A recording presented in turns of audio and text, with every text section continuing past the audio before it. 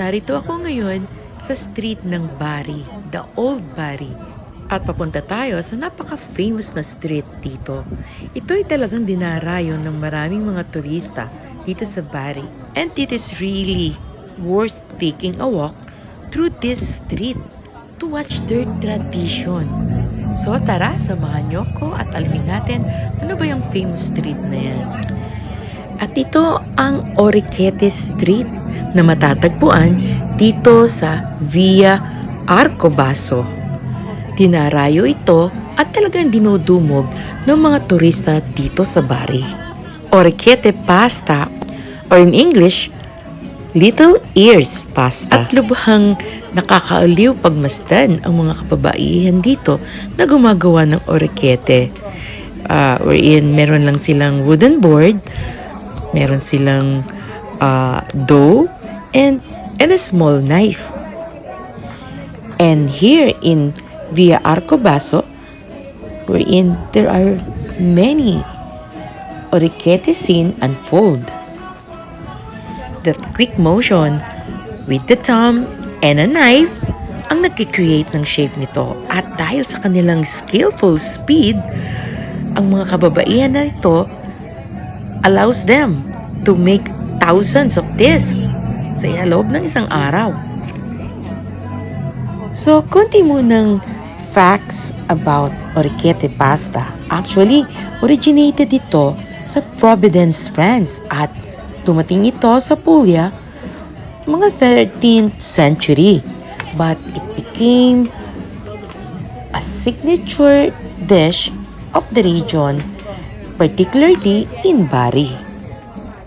At family tradition din ito ng Bari, kung saan from mga lola sa kanilang mga apo. And this street is still busy and continuous line of women sitting sa harap ng bahay nila with a wooden board, a dough, and a small knife and shaping orecchiette one by one.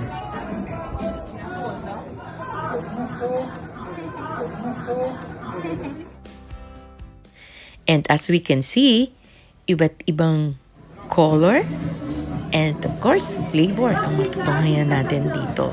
Pero parang it is really a work of art. Look at that.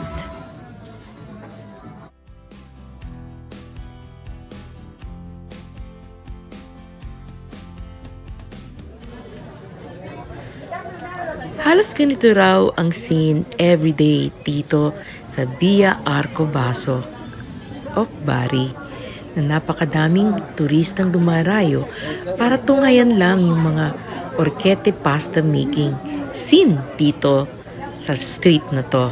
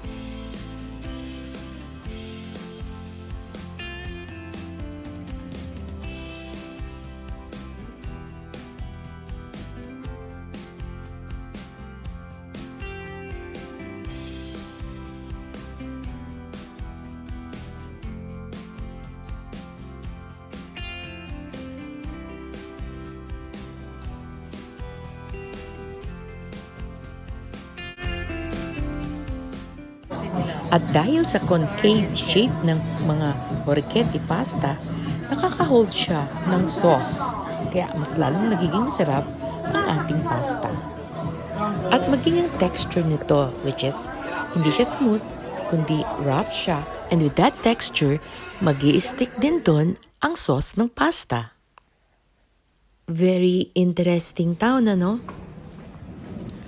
In fact, isa lamang ang Bari sa mga towns dito sa Italy na may kanya-kanyang mga special delicacies at pipilitin nating matikman lahat ng mga yan. This is really mouth-watering. Look at that. And this Orecchiette Pasta is with ragu, meaning yung sauce niya is with tomato sauce and some meat. At ito naman is napakasimple, only tomato sauce lang ang ginawa sa kanya.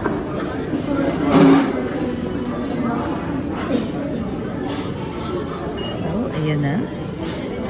Sasalin na niya. Look at that.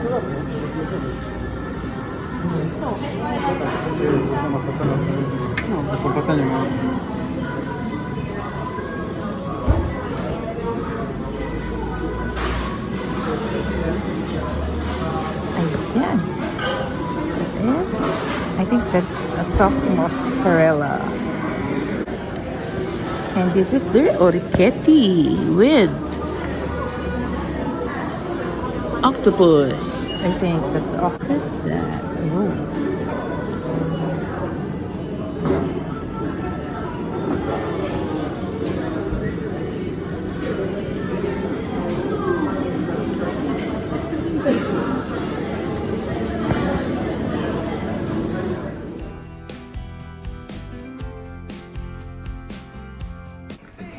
I-review natin ano bang lasa ng orecchiette pugliese.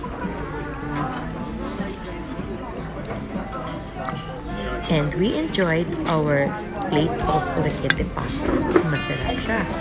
Very softened and masarap ang texture niya habang inuuya mo siya.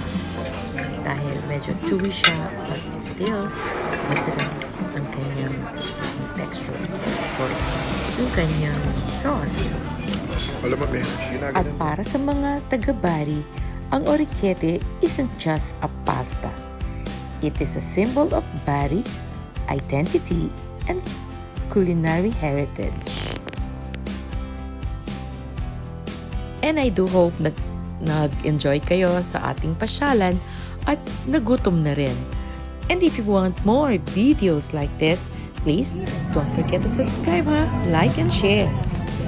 And thanks for watching, guys. Please do take care, stay well, God bless.